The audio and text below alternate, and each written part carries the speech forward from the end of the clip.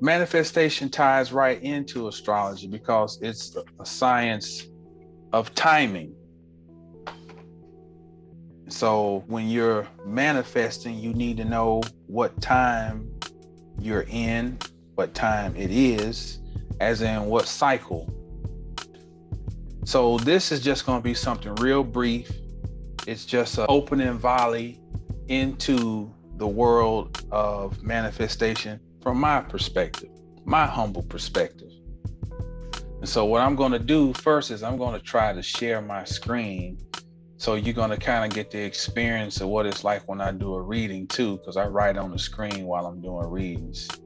So let's pull this up the whiteboard. Okay.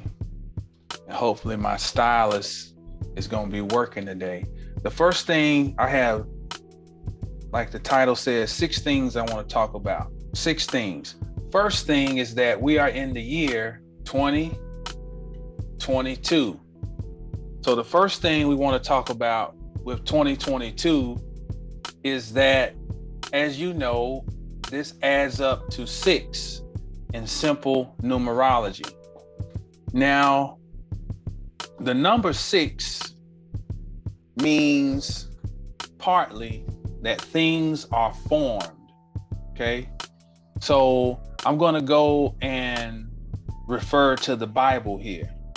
And in the book of Genesis, we see that Yahweh completes his work on the 6th day, okay? Now, day in Hebrew and Arabic is Yom. Now, Yom really means a cycle. So the 6 days is referring to 6 cycles, okay? Either way, the main takeaway here is that 6, when we get to that 6, there's some type of completion, all right? In your birth chart, there are 6 houses that are completed before you go out into the world. And those 6 houses represent your underworld, okay? By the time you get to the 6th house, you are in the sign of Virgo in the natural chart. Virgo rules the 6th house. And 6, as it relates to Virgo, deals with cultivation. If we think about agriculture, the 1st house is the seed, Aries. The 6th house is the cultivation of the seed, Virgo, so that it now can go to market, Venus, 7th house. So we see this tie-in in the book, the first book, as an astrological tie-in. That's astrology that's being conveyed. On the 6th day, the work was done. On the 7th, there was rest. Okay? So the 6th is completion. 6 houses of personal development. Now, let's go further with this number 6. In Kabbalah, we have the 6th sphere is Tiferet. Let me pull it out. Tiferet is the 6th sphere, okay? And that coincides with the sun, all right? Now, what's significant about Tiferet is that it is the joining place of the supernals, which is the above, okay, with that is, which is below, which is the mundane. So so Tiferet joins as above with so below, okay? In Hebrew, Va, Yod, He, Va, He, Va. Va equals 6, okay? Now, Va, as it relates to 6 in what's called theosophic numerology, is the affinity. Now, Affinity, is this word again, relates to being perfect. Perfect, okay? And perfect in etymology means per, go ahead, and fect means make. Okay, so 6 represents that something has come out. That the two previous Yod, Hey have gone on, which is talking about polarities. It is masculine and feminine. Yod is masculine, He is feminine, have gone ahead to do something, to make something, and that is perfect. So 6 is Va, Yod, He, Va. Okay.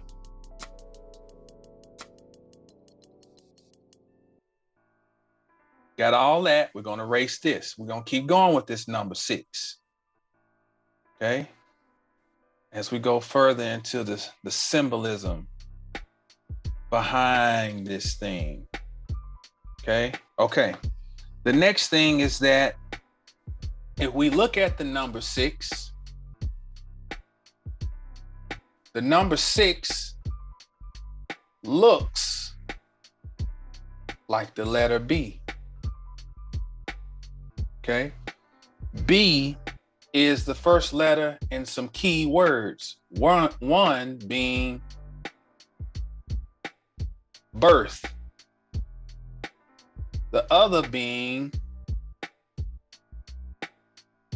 bear. The 6 also looks like, and y'all excuse my art, but I'm dealing with a limited medium here, but I'm gonna try to draw something.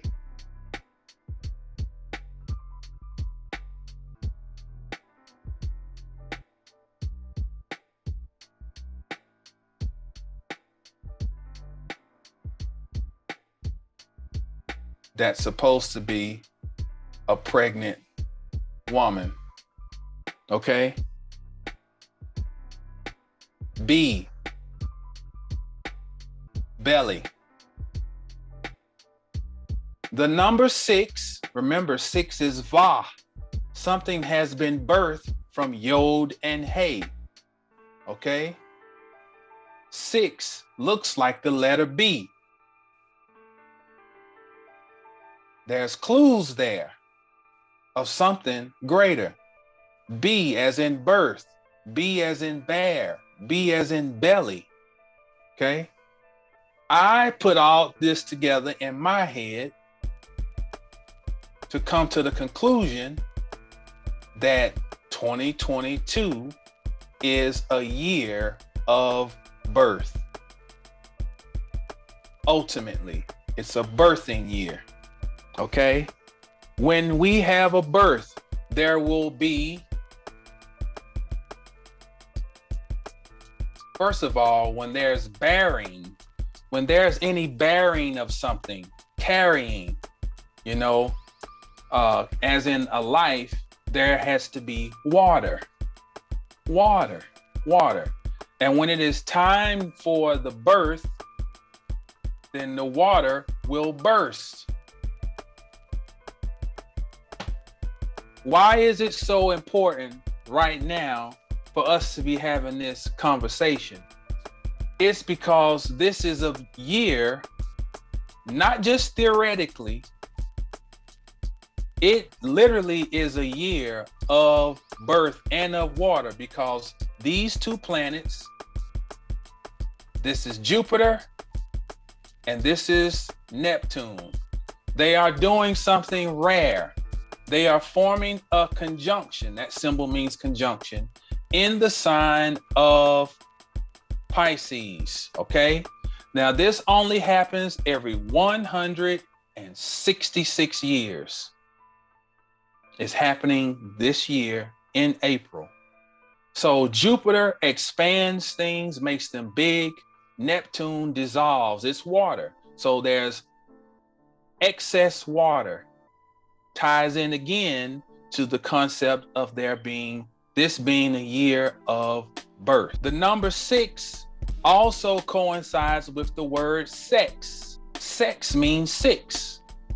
So astrologically, whenever you have a sextile, it is of the nature of the planet Venus. The sextile aspect in astrology is of the nature of Venus.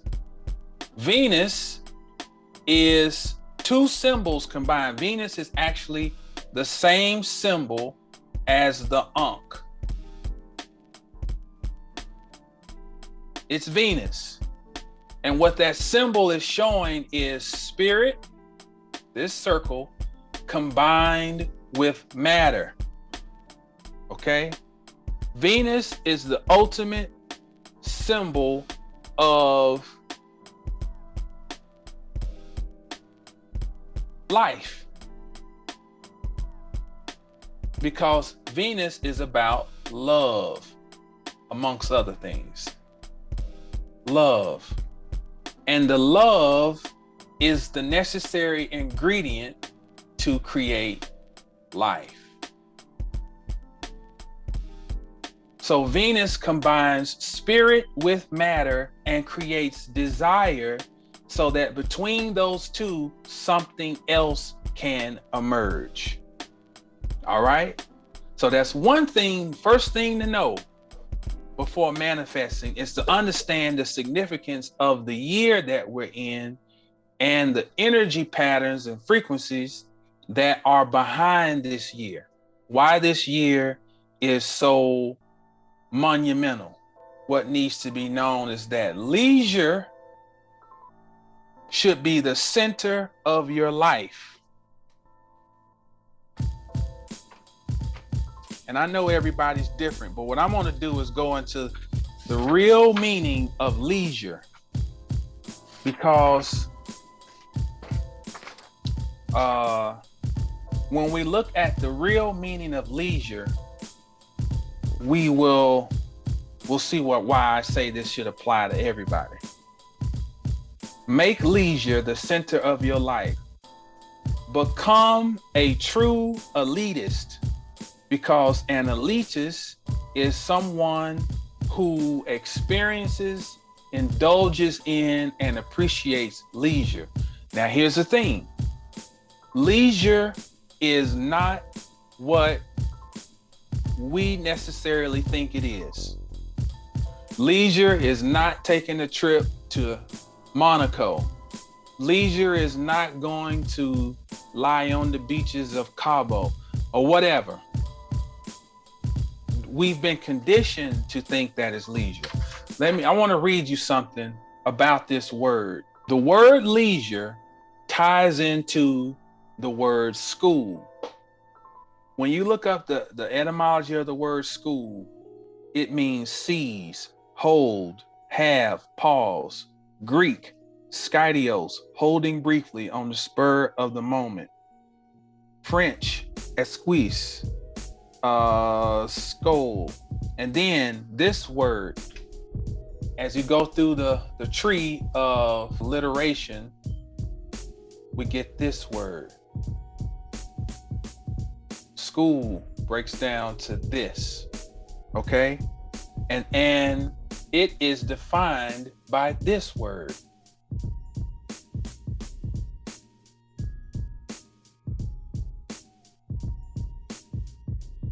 Leisure. Leisure. Which in ancient Greece, keyword ancient, was largely devoted to discussion, hence school. So from the word leisure, we get this word. The true meaning of leisure is to learn. It's to learn. What am I trying to say here? When we're manifesting, one of the secrets is to keep the why at the forefront. I used to tell this the same thing to my people when I was personal training. I know you want to lose some weight. I know you want to be fit and all this, but why? And so I would sit and drill people about why. Because I got a class reunion coming up. Garbage. It ain't gonna work. Because I'm getting married. Garbage. It ain't gonna work. I'm going on vacation. No, I want to get to the why. A why that's gonna be sustainable. A why that's gonna hold you. What I'm trying to say is by everyone coming to an understanding of what leisure really means, then you start peering into the world of what it is to be an elitist. During spring break, my children were out on spring break. We took them to the Perot Museum. Okay? And you should see the people, you were there amongst elitists because they were trying to give their children experiences that other children probably won't have. Exciting their minds, looking at exhibits and interactive stuff and all that. That is true elitism. Because the people who control our reality are about experience. They know the true meaning of leisure. They're constantly trying to learn things. And we are given leisure as I'm taking a trip here and look at me, I'm on Instagram. That's not leisure. Those are trinkets. That is luxury. That's not leisure.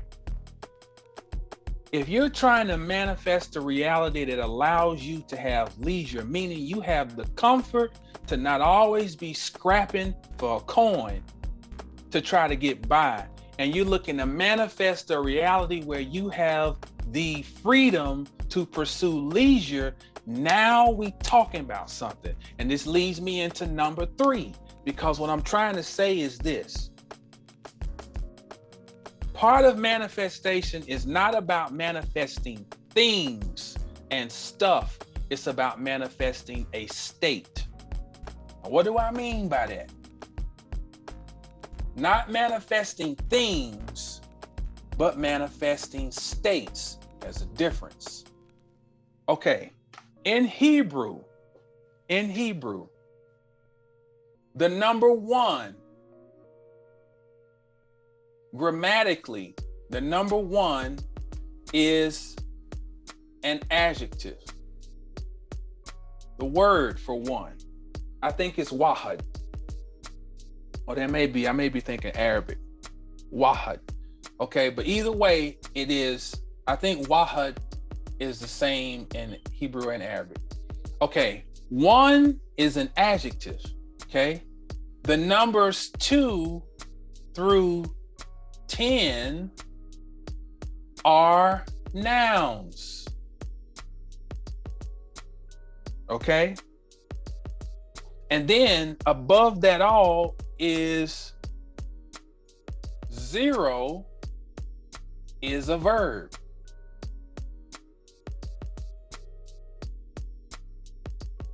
There is so much contained in this.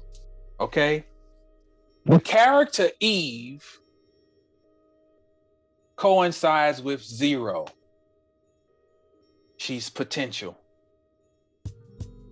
Okay, thus Eve equals life. All right, so when we pull things out of the ethers, out of our imagination, we're pulling out of Eve a pool of potentiality. Okay, the 1 is an adjective. What does an adjective do? Modifies nouns. Okay, what is a noun? Person, place, or thing, right? But yes, but we're going to take it a step higher. A noun is a state. A state. Now let's go back to the front side here, the tree of life. You have 1, the crown would be the modifier. And 2 through 10 would be states, because that's what these are referred to, or emanations of the one. They are states, and these states have names: understanding, wisdom, severity, mercy, splendor, victory, the kingdom, as we go down the tree. Pursue not things as in trinkets, but pursue states when you're manifesting. Pursue beauty. Pursue victory. And then what you do is you take that word and you rip that word apart. Understand, because what you're trying to do is you're connecting. Language is a container of ancient man's thoughts, realities, spirituality. All of those things are contained in language. It's a container. His or her symbolism, it's all contained in language. That's why we go through the purpose of etymology is you're trying to get closer to something older's mind. What was really going on? Okay? When you break down a word, by you taking the time to do that, you get closer to the actual energy of the word. And now you're not manifesting based on the surface, you're manifesting from a deeper level, from a knowing of a deeper knowing of what you're using. And you want it to not be relegated to just things, trinkets. Everybody else trying to do trinkets and things, and I want me a man, I want me a new home. If you want you a relationship, why don't you manifest love? Why don't you manifest victory? Victory coincides with Venus. Well, Venus means the actual thing, the thing itself, which is love, desire. Manifest that, because maybe you have not really dealt with loving yourself. But you want you a man, or you want you a woman, but you really ain't manifested love of yourself. So manifest the state instead of the thing. The thing you want is love.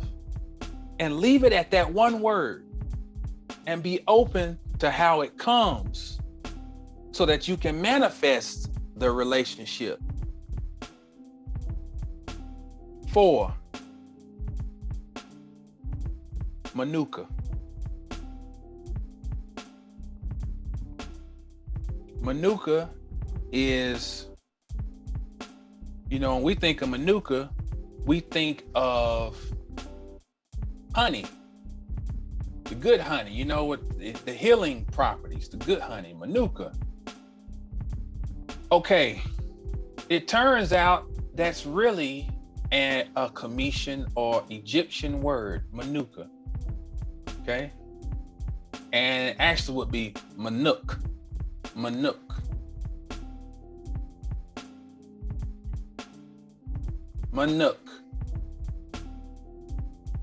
Okay, and Manuk is at the end of the word nook.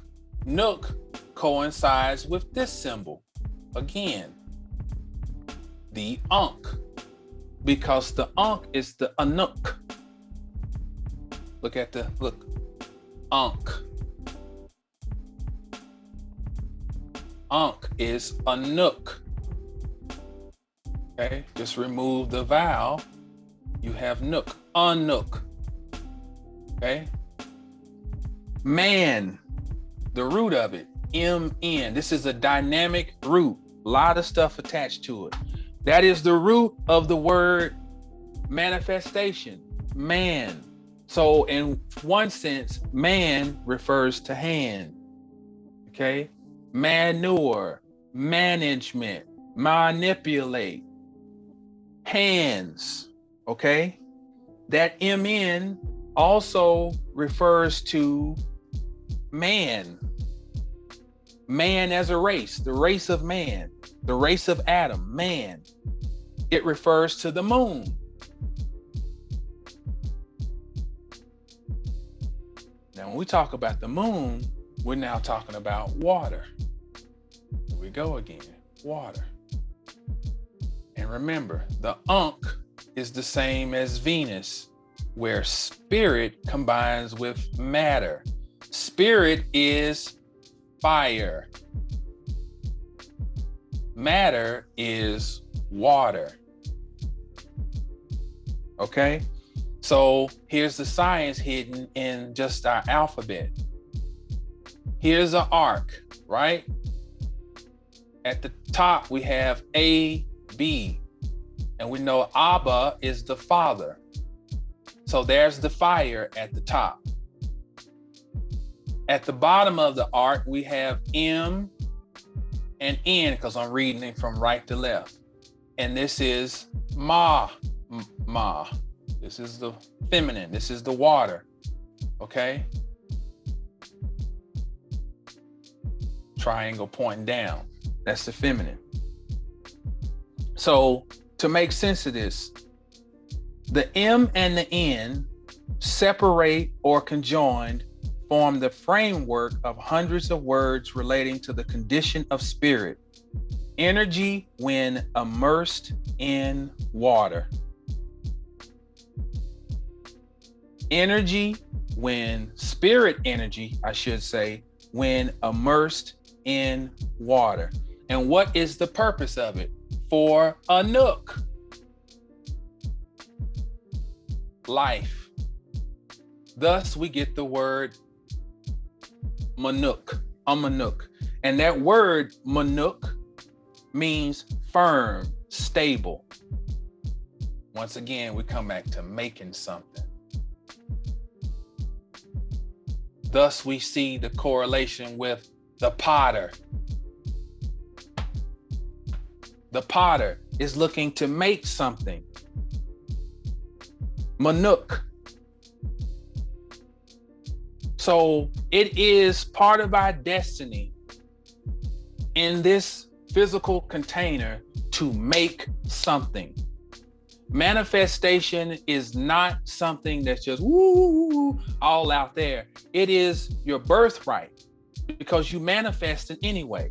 You are creating some man hand festus holy day. You're making festivals, rituals, arrangements. Some of us, we make being poor holy. We manifest it. We, with our hands, make holy being poor. We make being sad holy. Manifest. Manifestus. We make being without. We make being powerless holy. We manifest it. So manifestation is not like it's something that's like, oh, it's just, I'm going to show you how to pull this rabbit out of a hat. It's not that. This is actually the Heros Gamos conversation. The Heros Gamos represents masculine and feminine sides of the brain coming together in one sense. What we're talking about is something that is rational and irrational at the same time, circular and linear at the same time. Meaning, I've written out this very well-written, if I might say myself, well-written document, okay? 15 pages, grammatically correct and blah, blah, blah, and explaining the information. And so that's the rational side, the linear. But in the midst of that, the stuff I'm talking about to a person who's ultra rational would seem like, I don't know about all that. That's some of that fairy tale, blah, blah, blah. So what it is, we're talking about marrying two things. That's Manuk. That's the challenge of Manuk, and make something with it. Okay. Number 5. On earth as it is in heaven. When the Full moon was approaching in Virgo about a week and 2 weeks ago. This is also while our children were on spring break. We set this goal that we wanted things in order, my wife and I. So she got our closet in order. She got the little closet in the under the steps in the guest bathroom in order. And we together went out and tackled the garage. And I went crazy. I went out and bought the shelves that you can put together. I bought 3 of them, put those together. We threw stuff away. We took stuff to the shelter to give away. And I'm so happy about the garage is in order. Okay, we were trying to act out the Virgo motif, the Virgo energy. We were acting it out, because Virgo wants to sift through things in a very detailed fashion to create order or perfection. And so we've been wanting to get this garage in order for like 3.5 years, and it was just like, go do it. Perfect. Go ahead and make something. Perfect. That's what perfect is. Go ahead and make something. Go ahead and do something. And so we did the Virgo aspect of putting things in order, cleaning out things. That's on a mundane level. On a deeper level, it does something to you subconsciously to have order around you. And what it does is make you more receptive to something new coming in. In the chart, Virgo is opposite Pisces. Pisces can be very scattered energy because it's dissolving. Virgo wants to go and sift through things and have all the details and is very technical and detail oriented in its approach. This was acting out the balancing of those two polarities. One thing that can make your creativity soar is order. You think you creative in chaos? Imagine how creative you can be when you have some order around you.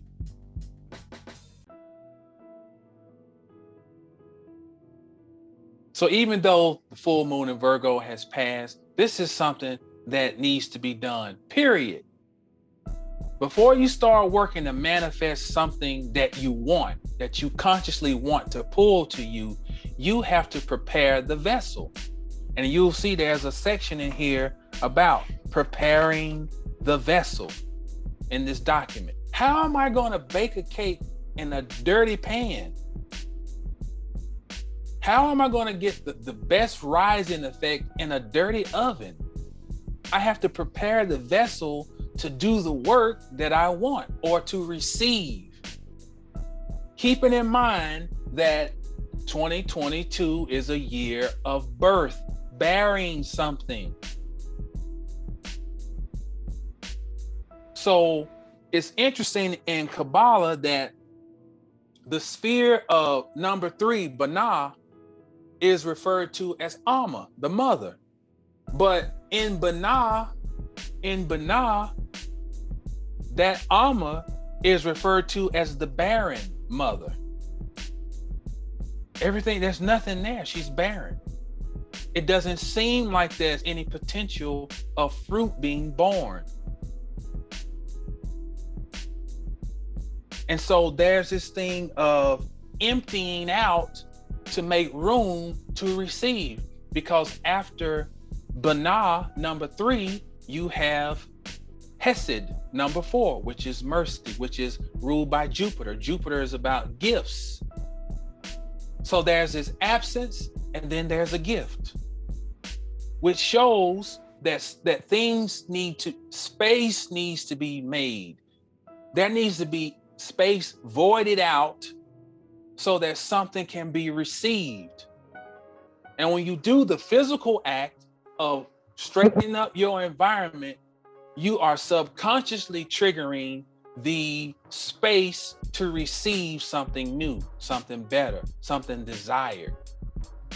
Number 6, be sure that it's your season to manifest what you're looking for and be in flow. Okay, here's the thing.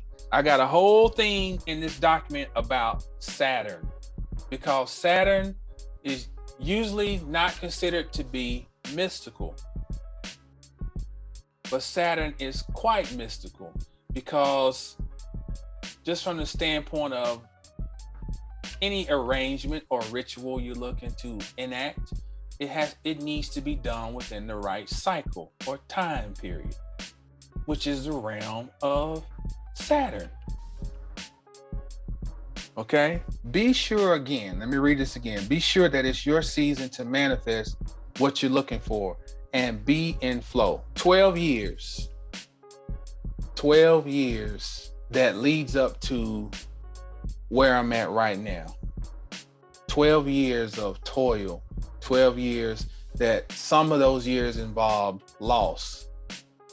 That 12-year cycle, in the midst of that cycle, we had the North Node in Scorpio, which rules elimination. So within this 12-year cycle, there was this experience of loss, elimination. So that can be very, very uncomfortable and painful. But all of that leads up to now. Understanding that timing is important. There are things I needed to go through and learn, just even to come to having this conversation today. And even getting to the point to feel like I have something to present that is of usefulness. Okay? So I want to conclude with this. Be in flow. Now, when we think about flow, we're thinking about water. Be in flow. Now, water is something super mystical. It's we could say it's the element behind the elements. Let me tell you why. In astrology, we have something called modalities. I'm just gonna write short. I'm gonna write mode for modalities. Okay? And the 3 modalities are cardinal, C for cardinal. Well, I'll at least write card. F for fixed. We'll write it out. And then mute for mutable. Now, cardinal energy, that would be Aries, Cancer, Libra, Capricorn. Cardinal energy is of the nature of fire because it starts something, okay? Combustion. Fixed energy is of the nature of earth because it is where things congeal. Mutable energy is of the nature of air because it is something learned, okay? Something learned, something changed. Air, because air can change directions so quickly. Now, there's an element here that's not part of this triad. It's water. This is one of the secrets of the zodiac. The zodiac has the elements represented in the 3 modalities and one not, which suggests that that element is the actual tethering of the zodiac. What happens is that everything continuously moves. They flow. We flow from Pisces season to Aries season. Whether we want to or not, we're going to move. We're going to flow. The planets are going to flow from one sign to the other. We're flowing from one epoch to another. So it would be wise understanding that this is a reality that we cannot avoid. Although there are certain energetic attempts to thwart the movement of time and cycles, it cannot be done. So it is wise, number 6, that in our approach to manifesting, that we would remain fluid and flow and be like water.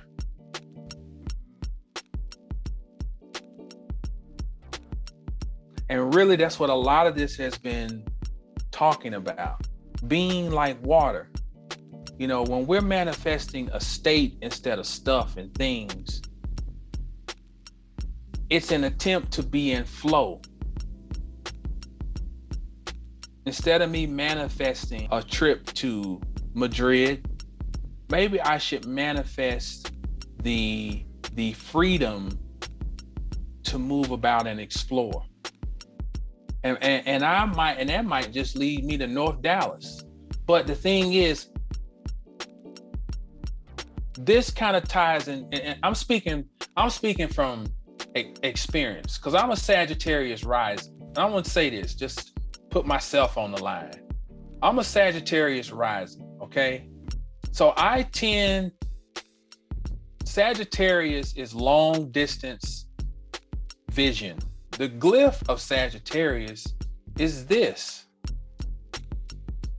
It's an arrow.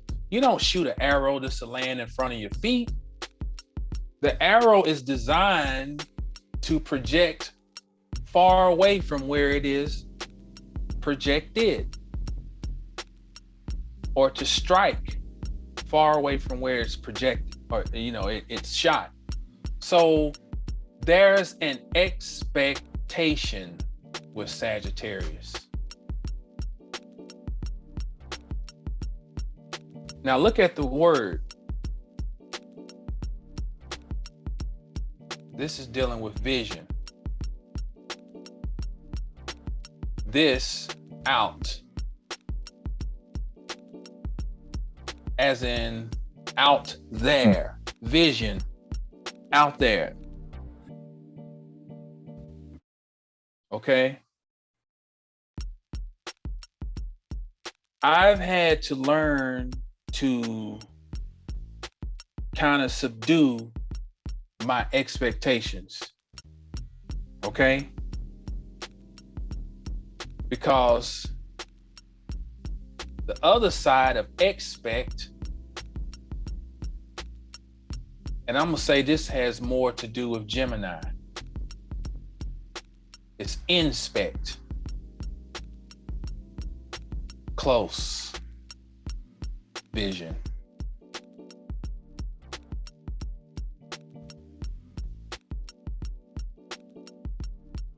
So it is important to pay attention to what is around you and in you, as in yourself.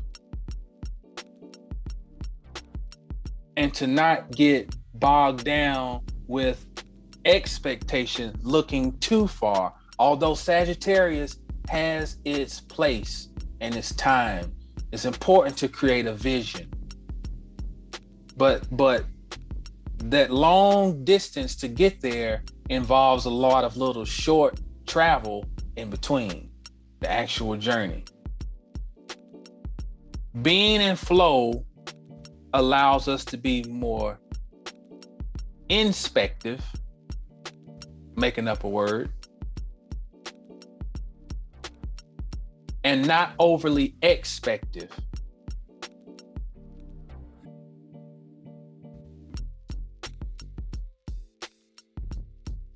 Hope that makes sense. This is an attempt to take this subject of manifestation and to ground it.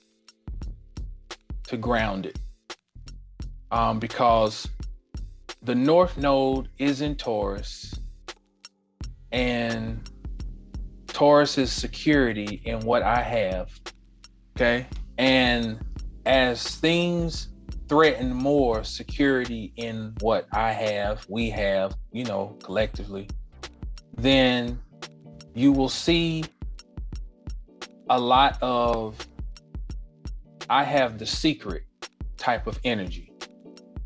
And when security is threatened, it's a natural response, survival response for people to try to make sure they can secure their reality, to sell the idea of I have this secret. The approach I'm taking here is one to show that yes, we do have the power to manifest, but it does not involve skipping steps, chopping wood, and carrying water. Before enlightenment, chop wood, carry water. After enlightenment, chop wood, carry water. So this is just a brief little foray into this document, Manifestation Made Simple. I think it is very much, I know, it's very much worth your while to take a gander at this. I'm going to show you something real quick. You go here, 720 Astrology, go over here to products, bam, click that.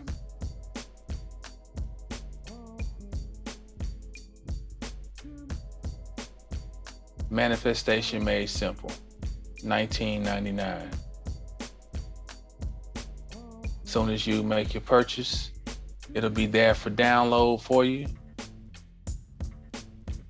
And there you go. Hopefully this has been edifying for you all. I appreciate you all tuning in.